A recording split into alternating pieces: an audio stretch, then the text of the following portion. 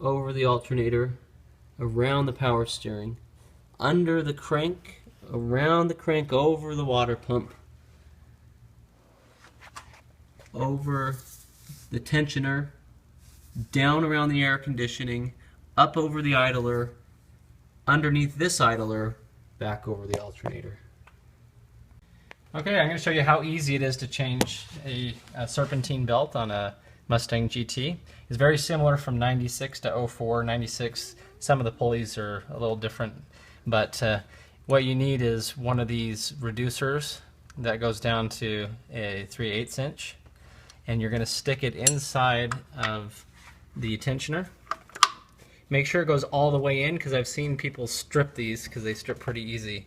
Now as you pull this to the right, you'll release tension on the belt, and the easiest thing to do is take it off here on the idler and off of the alternator, and then just basically work the belt off. If you want to, you can take this off right here and pull that bracket back to give you a little more space, but you basically just unlasso everything.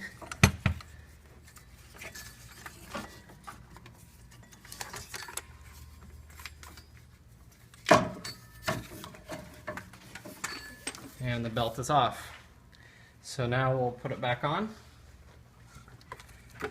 So we're going to basically do the reverse. We want at the very end to slide it over one of these idlers. This is a good time also to check these. If you move these back and forth, they should have a little bit of drag to them. This one actually is about shot. See how easy it spins and see what it sounds like? So eventually you're going to want to change that. So anyhow, we'll come under here and we will lasso the crank first off.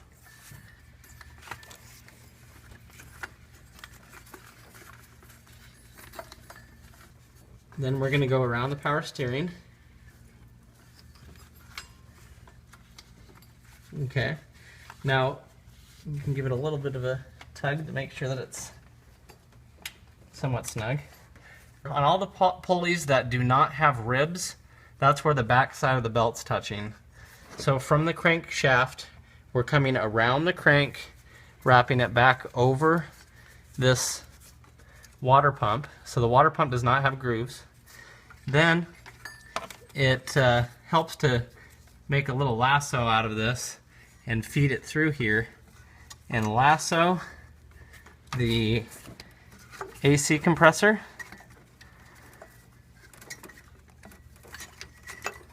Grab onto that pulley,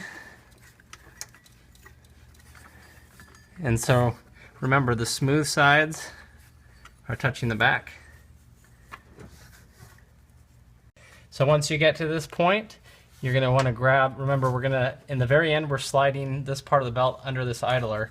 So our last step is to pull that tensioner to give you a little slack and go up over the alternator, and then last step, under that idler, and then just slowly let that off.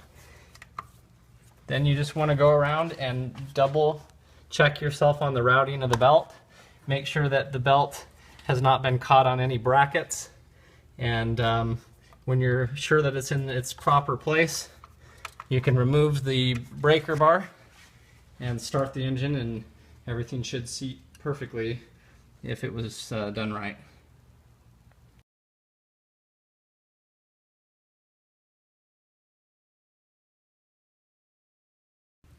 Over the alternator, around the power steering, under the crank, around the crank, over the water pump, over the tensioner, down around the air conditioning, up over the idler, underneath this idler, back over the alternator.